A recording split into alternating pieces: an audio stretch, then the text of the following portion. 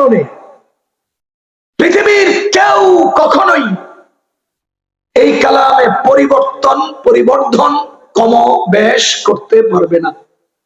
কেন?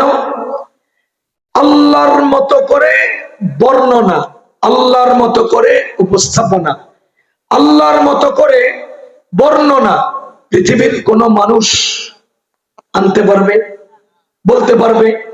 সুতরাং যেহেতু কালাম, সেহেতু এটাতে কেউ পরিবর্তন করতে পারবে না। এজন্য নাজিলের ১৫০০ বছর পরেও কোরআনে কারীমের একটা নোক্তাও পরিবর্তন করতে পারে নাই। কিন্তু জাবুর, ইনজিল, তাওরাত এগুলো কালাম না কিতাব? এজন্য ইহুদিরা তাদের কিতাবে পরিবর্তন করেছে, এজন্য খ্রিস্টানরা তাদের কিতাবে পরিবর্তন করেছে। আব্দুল্লাহ ইবনে সালাম রাদিয়াল্লাহু তাআলা আনহু একজন বড় সাহাবী, যিনি ইহুদিদের বড় ব্যক্তি ছিলেন, ইহুদি সম্প্রদায়ের বড় ব্যক্তি ছিলেন, যিনি তাওরাত কিতাবের হাফেজ ছিলেন। একবার এক ইহুদি যুবকে জেনা করছে, গুনাহ করছে। এখন তাওরাত কিতাবে জেনার শাস্তি উল্লেখ আছে, তা আমাদের নবীজির কাছে ওরা নিয়ে আসছে, তাওরাত কিতাবের জেনার শাস্তি না দিয়া নতুন যিনি নবী হয়েছেন ওনার কাছে যাই, যে দেখি কোন শিথিলতা পাওয়া যায় কিনা। আসার পরে আমাদের নবীজি জিজ্ঞেস করেন যে তোমাদের ধর্মের কিতাবে জেনার শাস্তি কি? পরে এরা কয় কি, যে আমাদের ধর্মের কিতাবে আছে ২-৪টা থাপ্পড় চোপড় দিয়ে ছেড়ে দেওয়া। আমাদের সমাজে আছে না এখন? বড় লোকের পোলায় অন্যায় করলে সমাজের পঞ্চায়েত লিডার কম্বলের নিচ থেকে বাইর হয় না, পোলামাইন মানুষ ছেড়ে দেয়। আর গরিবের পোলামাইন অন্যায় করলে বড় লোক পঞ্চায়েত লিডার কম্বল ফালাইয়া কোমরে গামছা বাঁধা দেবে। গরিবের পোলামাইন অন্যায় করলে শাস্তি দেওয়ার জন্য সবাই রেডি। বড় লোক আর আওয়ামী লীগের নেতা পোলামাইনে অন্যায় করলে সবাই ঘুম পারে, সবাই ঘুমিয়ে থাকে। না না, পোলাইন মানুষ ছেড়ে দেয়, পোলাইন মানুষ। এটা তখনও ছিল। তো বড় লোকের কোন ছেলে অন্যায় করছে, এজন্য শাস্তি দিবে না, তো শাস্তিটা নিতে আসছে আমাদের নবীজির কাছে। তো নবীজি জিজ্ঞেস করেন তোমাদের ধর্মে এই অপরাধের শাস্তি কি? বলে যে থাপ্পড় চপ্পড় দিয়ে ছেড়ে দেওয়া।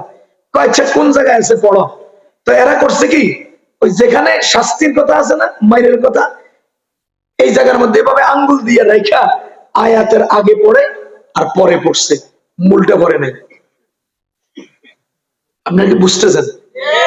কেমনে লুকায়, নিজের হুকুম রে কেমনে লুকায়, আগেরটা পড়ছে পরেরটা পড়ছে, মাঝখানে একটা আঙ্গুল দিয়ে ঢেকে রাখছে। আব্দুল্লাহ ইবনে সালাম রাদিয়াল্লাহু তাআলা আনহু তাওরাত কিতাবের হাফেজ ছিলেন, উনি তখন মুসলমান হয়ে গেছেন। এখন ইহুদিরা যখন এসে বলতেছে যে আমাদের ধর্মের কিতাবে এমনি এমনি আছে, আগে আর পরে পরে, মাঝেরটা পড়ে না, আব্দুল্লাহ ইবনে সালাম বেরিয়ে এসে কয় ইয়া রাসূলুল্লাহ, এটি ধোঁকাবাজ, মিথ্যাবাদী, মিথ্যক, তারা আয়াত লুকাইতেছে, আয়াতের মধ্যে আছে এমনি এমনি, ওরা আগেরটার পরেরটা পড়ছে, মূলটা পড়ে নাই। পরে ধরা খাইছে ওরা। বলার উদ্দেশ্য হলো তারা তাদের কিতাবের মধ্যে রদবদল করেছে এবং ইনজিল কিতাবের হাজার হাজার কপি দুনিয়াতে আছে, তাওরাত কিতাবের হাজার হাজার আইটেমের কপি দুনিয়াতে আছে। আল্লাহর মেহেরবানি, কোরআনের কোনো কপি পরিবর্তন হয় নাই, যার কারণে ১৫০০ বছর পরেও আমরা কোরআনের বিধান অক্ষতভাবে পেয়ে গেছি। যদি রদবদল করা যেত, তো আপনাদের সামনে যে আওয়ামী লীগ সরকার, জালিম সরকার, এর চেয়ে বড় বড় জালিম দুনিয়াতে আসে নাই, সরকার গড়ায় গেছে না? তো প্রত্যেকের নিজের প্রয়োজনে সুদ খাইব, তো সুদ হারামের আয়াতটা আস্তে সাদাকারি দিয়ে মুছে দিত। আকাম করব, আকামের শাস্তির হুকুম না আস্তে মুছে দিত, কি কন, মুছে দিত। তা আল্লাহর কালাম এই জন্য কেউ মুছতে পারে নাই, আল্লাহর কালাম এই জন্য কেউ মুছতে পারবেও না, আল্লাহর কালাম এই জন্য কেউ এটাকে রদবদল করতে পারবেও না।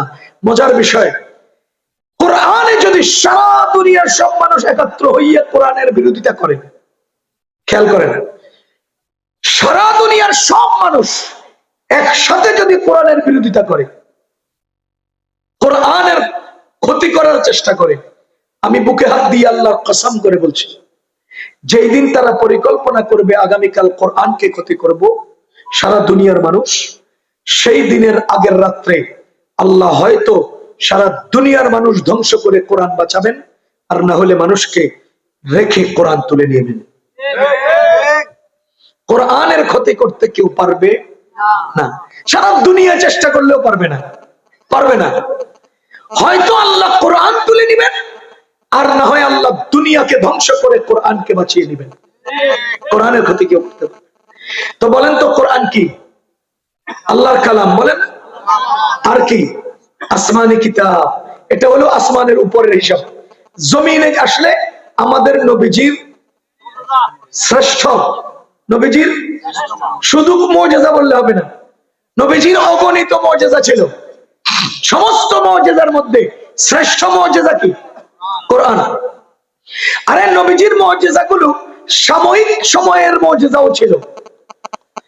কোরআন সাময়িক সময়ের মুজিজা নয়, কোরআন অনন্তকালীন মুজিজা। কি বলেন? নবীজির হাতের আঙ্গুলে পানি বের হয়েছে না? এটা কি এখনো বের হচ্ছে না? তাহলে এটা সাময়িক সময়ের। নবীজি আঙ্গুল দিয়ে ইশারা করছেন, চাঁদ দুই খণ্ড হয়ে পাহাড়ের দুই পাশে চলে গেছে, এটা সাময়িক সময়ের মুজিজা, আবার এসে মিশে গেছে।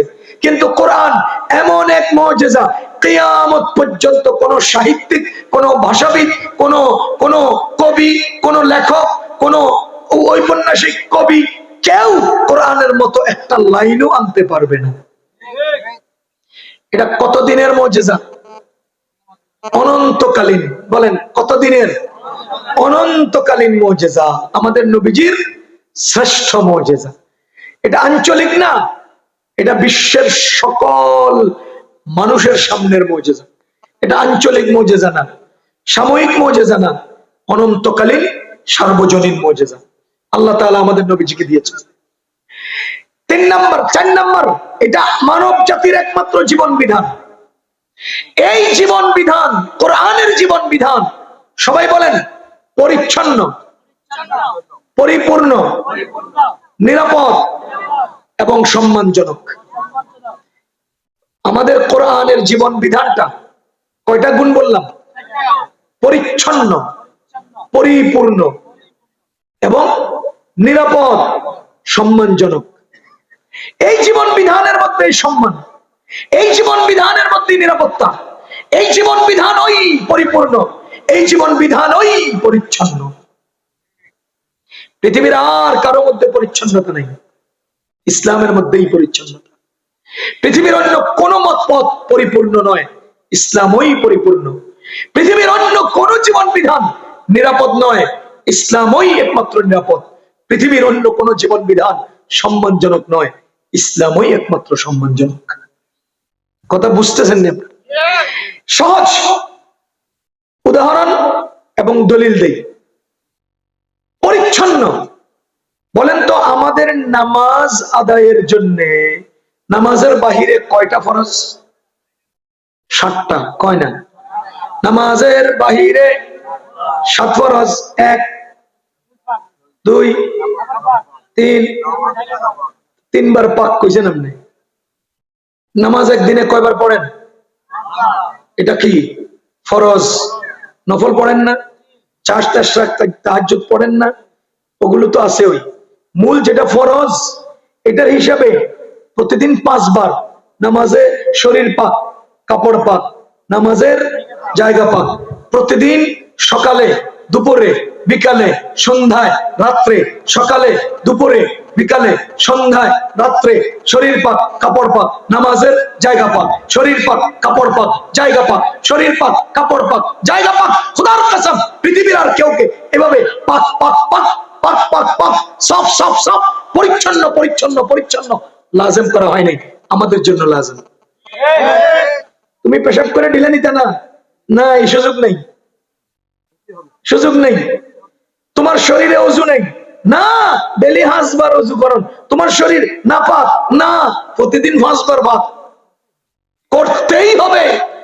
শরীর পাক কিসের থেকে? আমি এই বিষয়গুলো নিয়ে আলোচনা করলে লম্বা হয়ে যাবে। 5টা বিষয় তো আপনাদেরকে বুঝাইতে হইব। শরীর পাক, পরিচ্ছন্নতার প্রমাণ দিচ্ছি। শরীর পাক কিসের থেকে? শরীর নাপাক হয় দুভাবে। শরীরের নাপাকিকে বলে হুকমি নাপাকি। বলেন কি নাপাকি? হুকুমি নাপাকি। আবার এটার আরেক নাম হলো হদস। এটার আরেক নাম কি? হদস। হদস আবার দুই প্রকার, হদসে আসগর, হদসে আকবর। হুকমি নাপাকি দুই প্রকার, আসগর আকবর। আসগর মানে ছোট, আকবর মানে বড়। আসগর মানে শরীরের এমন অবস্থা যে অবস্থায় অজু ফরজ, আকবর মানে শরীরের এমন অবস্থা যে অবস্থায় গোসল ফরজ। তাহলে হদস কয় প্রকার? দুই প্রকার। দোনো হদস থেকে শরীর পাক হতে হবে। হদসে আকবরও, হদসে আসগরও। গোসল ফরজ, গোসল করো। অজু ফরজ, অজু করো। এটাকে হুকমি নাপাকি বলে, আসলি নাপাকি না। খেয়াল করেন, হুকমি নাপাকি এই জন্য, আমার শরীর গোসল যখন ফরজ হয় শরীরটা পাক না নাপাক? অজু যখন ফরজ হয় শরীরটা পাক না নাপাক? নাপাক। যদি এটা নাপাক না হতো তাহলে অজুর জন্য হদসে আসগর থেকে পাক হইতে হবে কেন? এটার মানে হলো তোমার শরীর নাপাক, অর্থাৎ তুমি নামাজ আদায়ের জন্য, তাওয়াফ করার জন্য, কোরআন তেলাওয়াতের জন্য তোমার শরীর নাপাক। তোমাকে যদি তাওয়াফ করতে হয়, নামাজ পড়তে হয়, তেলাওয়াত মানে কোরআন স্পর্শ করতে হয়, তাহলে তোমার শরীরটা ওযু এবং গোসলের দ্বারা পাক করতে হবে। মূলত তোমার শরীর নাপাক না, বডি নাপাক না, বুঝেন? নামাজের জন্য নাপাক, শরীর নাপাক না। তাওয়াফের জন্য নাপাক, শরীর নাপাক না। কোরআন শরীফ ধরার জন্য নাপাক, আসলে শরীর কিনা নাপাক না। আচ্ছা, যদি আপনি বলেন যে না শরীরও নাপাক, তাহলে মহিলাদের মাসিক চলাকালে শরীর পাক না নাপাক? তো এই মহিলারা পেঁয়াজ কাটি, আলুর ভর্তা পাড়ি, আপনারা খাওয়াই যে কেমনে খান? বুঝেন না?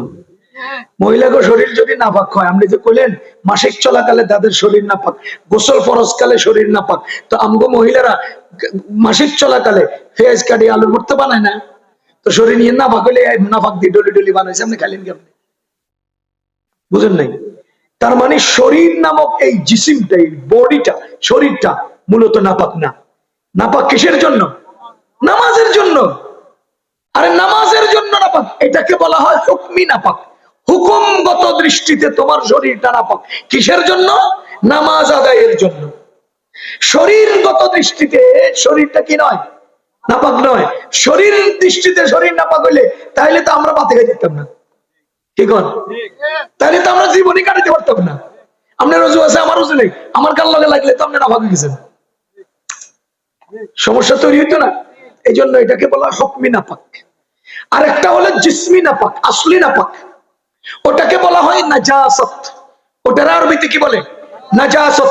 আর ওইটা থেকে পাক হতে হয় কাপড়। ওটা থেকে পাক হতে হয় কি? কাপড়। কাপড় পাক বললাম না? কাপড় কিসের থেকে পাক? কাপড় কি হুকমি নাপাক? না, আসলি নাপাক। আসলি নাপাক আবার দুই প্রকার, নাজাসত গলিজা, নাজাসত খফিফা। বড় নাজাসত, ছোট নাজাসত। আবার এটা প্রত্যেকটা দুই প্রকার, মারই, গায়রে মারই, দেখা যায়, দেখা যায় না। পেশাব লাগছে, শুকায় গেছে, দেখা যায় না। পায়খানা লাগছে, শুকায় গেছে, দেখা যায়। রক্ত লাগছে, শুকায় গেছে, দেখা যায়। তাহলে দেখা যায়, দেখা যায় না। যেগুলো নাজাসত গলিজা, এগুলো পাক করতে হবে, আসর দূর করতে হবে। যেগুলো নাজাসত খফিফা, এগুলো দূর করতে হবে, পরিষ্কার করতে হবে। তার মানে হলো আমার শরীরকে হদস থেকে পাক করতে হবে, কাপড়কে নাজাসত থেকে পাক করতে হবে, জায়গাকে নাজাসত থেকে পাক করতে হবে। তারপরে যে আমার নামাজ হবে, তার অর্থ হলো প্রতিদিন আল্লাহ আমাকে অন্তত 5 বার জায়গা, পোশাক এবং শরীর পরিচ্ছন্ন করার জন্য হুকুম করছে। বলেন, এর চেয়ে পরিচ্ছন্ন জীবন পৃথিবীতে আর কারো আছে? কারো নেই, কারো নেই। আল্লাহ আমাদেরকে দিয়েছে এই পরিচ্ছন্নতা, আল্লাহ আমাদেরকে দিয়েছে। আচ্ছা, আপনাকে আর একটা উদাহরণ দিই। মা আর ছেলে, বাবা আর মেয়ে, ভাই আর বোন, চাচা ভাতিজি, মামা ভাগ্নি, ভাগিনা খালা, ভাইস্তা ফুফু, এদের কার রক্ত কি মাপার যন্ত্র আছে না? নাই। কিন্তু কার সম্পর্ক কি, এটা মাপার কোন যন্ত্র আছে? রক্ত কি মাপার যন্ত্র আছে, সম্পর্ক যে মাপার যন্ত্র নেই। খেয়াল করেন, এই জন্য যাদের কাছে কোরআন আছে, যাদের কাছে ইসলাম আছে, সুবহানাল্লাহ, তাদের ভাই বোন থেকে দূরত্ব বজায় রেখে চলে, তাদের চাচা ভাতিজি থেকে দূরত্ব বজায় রেখে চলে। আর যাদের ইসলাম নাই, দিন নাই, তাদের মাইন্ডে রুচি পরিচ্ছন্নতা নাই, তাদের আপন ভাই দ্বারা বোন আক্রান্ত হয়, তাদের চাচা দ্বারা ভাতিজি আক্রান্ত হয়, তাদের বাপ দ্বারা মেয়ে আক্রান্ত হয়। কেন? তাদের রুচির পরিচ্ছন্নতা নাই। তারা শুয়োর খায়, রুচির পরিচ্ছন্নতা নেই। কথা বল। তারা অনায়াসে মদ খায়, রুচির পরিচ্ছন্নতা নেই। তারা অনায়াসে জেনা ব্যভিচারে অবৈধভাবে অত্যাচার অনাচারে লিপ্ত হয়। কুকুর আর বিড়াল যা করে তারা তা করে, কেন? রুচির পরিচ্ছন্নতা নেই। তাইলে এবার বলেন তো, রুচির পরিচ্ছন্নতা আল্লাহ কাকে দিছে? শরীরের পরিচ্ছন্নতা আল্লাহ কাকে দিছেন? হারাম খাওয়া যাবে না, নাপাক খাওয়া যাবে না, এই পরিচ্ছন্নতা আল্লাহ কাকে দিছেন?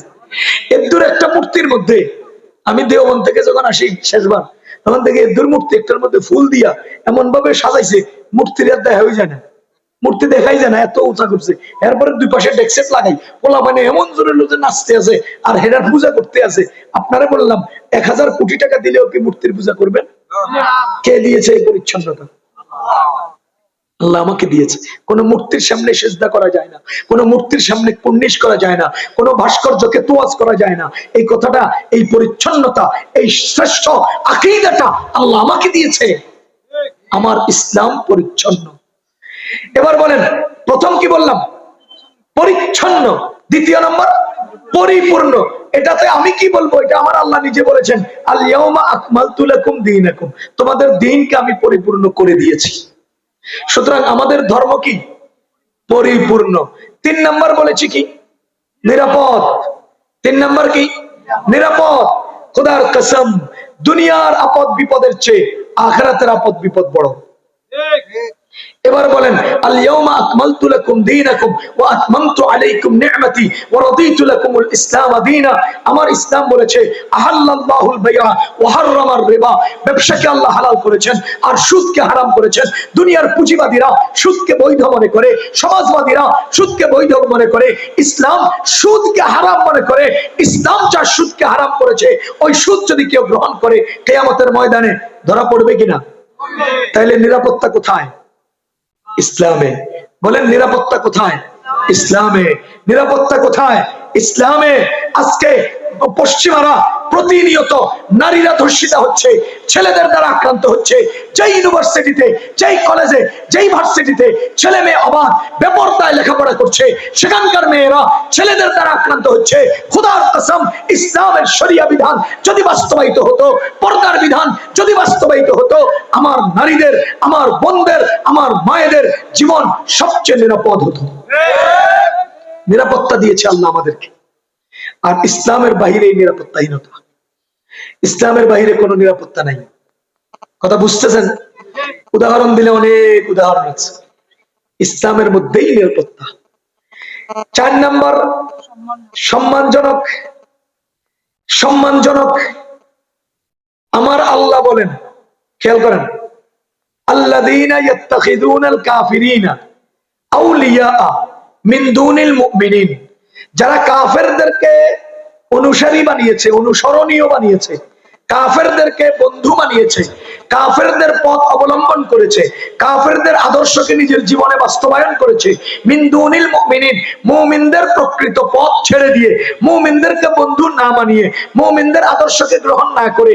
কেন তারা নিয়েছে? কেন কেন কয়, আয়াবতাগুনা ইনদাহুমুল ইজ্জা, তোমরা কি কাফেরদের আদর্শ গ্রহণ করে তাদের কাছে ইজ্জত তালাশ করছো? আরে শুনো, ফাইন্নাল ইজ্জাতা লিল্লাহি জামিআ, ইজ্জতের একক মালিক কে? সুবহান রাব্বিকা রাব্বিল ইজ্জা, ইজ্জতের রব কে? তুইজ্জু মান তাশা ওয়া তুযিল্লু মান তাশা, ইজ্জত দান করেন কে?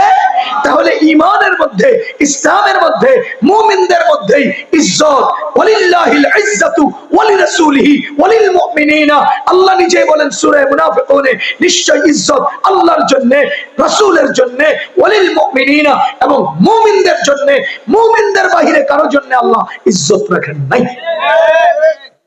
এজন্য তোমাদের নেতা নেত্রীরা কাফেরদেরকে বন্ধু বানাইয়া হেদের প্রটোকলে, হেদের সমর্থনে, হেদের সাপোর্টে বাংলাদেশের সর্বোচ্চ ইজ্জতের চেয়ার, প্রধানমন্ত্রীত্বের চেয়ারে বসিয়া বাহাদুরি আর অহংকার, অত্যাচার আর জুলুম সবকিছু করিয়াও তারা টিকতে পারে নাই। লাঞ্ছিত হয়ে, অপদস্থ হয়ে, লাথি খেয়ে, থাপ্পড় খেয়ে এখন কাফেরদের দুতির তলে গিয়ে আশ্রয় লইছে। তোমরা কি মনে করছো হেগরে বাপ বলাইলে তুমি ইজ্জত হইব? তোমরা কি মনে করছো দাদাদের কাছে তোয়াজ করলে উলু উলু উলু উলু ধরে তুললেই তোমাকে ইজ্জত হবো? আল্লাহ বলেন না, ইজ্জত আল্লাহর হাতে, ইজ্জত ইমানে, ইজ্জত ইসলামে। ওয়ালিল্লাহিল ইজ্জাতু ওয়ালিরাসূলিহি, ওয়ালিল্লাহিল ইজ্জাতু ওয়ালিরাসূলিহি। ইজ্জত আল্লাহ, বলেন ইজ্জত কার? আল্লাহ। ইজ্জত রাসূলের, ইজ্জত মুমিনদের। এবার আপনারা বলেন আমি কি বললাম? আমাদের ধর্ম একমাত্র আমাদের জীবন বিধান, কোরআন আমাদের একমাত্র কি জীবন বিধান। কথা বুঝতেছেন নি আপনারা? বলেন তো কোরআনের ব্যাপারে, ইসলামের ব্যাপারে আমি কয়টা শব্দ বললাম? ইসলাম পরিপূর্ণ, 2 নম্বর পরিচ্ছন্ন, 3 নম্বর নিরাপদ, 4 নম্বর সম্মানজনক। এবার আমার সাথে বলেন কোরআন কি? বলেন না ভাই। কালকে তো আয়সা জিজ্ঞেস করতে পারবো না, পারবো?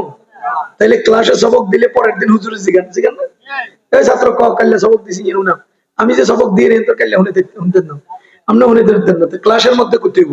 কোন কোরআন কি? 2, 3 নবীজির শ্রেষ্ঠ মুজিজা, 4 মানব জাতির একমাত্র জীবন বিধান। এই হলো আমার প্রথম পয়েন্ট। এই পয়েন্টের বিস্তারিত করলে অনেক লম্বা হয়ে যাবে। 2 নম্বর পয়েন্ট, কোরআনের উৎস কি? বলেন আল্লাহ নাজিল করেছেন। কোরআনের উৎস কি? আল্লাহ নাজিল করেছেন। আল্লাহ নিজেই বলেন ইন্না নাহনু নাযালনা যিকরা, আমি কোরআন নাজিল করেছি। ওয়া আনজালনা ইলাইকা যিকরা, আমি হে রাসূল আপনার উপরে কোরআন নাজিল করেছি। ইন্না আনজালনাহু ফি লাইলাতিল কদর, আমি আল্লাহ কোরআন নাজিল করেছি। ওয়া ইন কুনতুম ফি রাইবিম মিম্মা নাযালনা আলা আবদিনা, আমি যে কোরআন নাজিল করেছি আমার বান্দার উপর। এবার আপনারা সবাই বলেন তো কোরআন কি? কোরআনের উৎসটা কি? আল্লাহর নাজিলকৃত কিতাব। কোরআন নাজিল করেছেন কে? জোরে কোন কে? আল্লাহ কোরআন নাজিল করেছেন। পৃথিবীর কোন মানুষ কোরআন বানায় নাই, পৃথিবীর কোন মানুষ কোরআন রচনা করে নাই। আমাদের রাসূলের রচনা কোরআন, আমাদের নবীজির রচনা। কার? আল্লাহর নাজিলকৃত। এখানে একটা রহস্য শুনাই। আমাদের নবীজি যখন উম্মতের সামনে কোরআন শরীফ বলেন, তেলাওয়াত করেন, শুনান, ঘটনাচক্রে সেই সময়ে একজন লোক নবীজির কাছে আসতেন। একজন লোক নবীজির কাছে আসতেন আবার চলে যেতেন। আসতেন আড়ালে কি পরামর্শ করতেন, আবার চলে যেতেন। থাকে না এরকম লোক? ওই লোকটা আরবি বলতেন কিন্তু আরবের লোক না। বলেন আরবি বলতেন কিন্তু লোকটা কোথাকার না? আরবের না। এখন আপনারা বলেন তো আরবের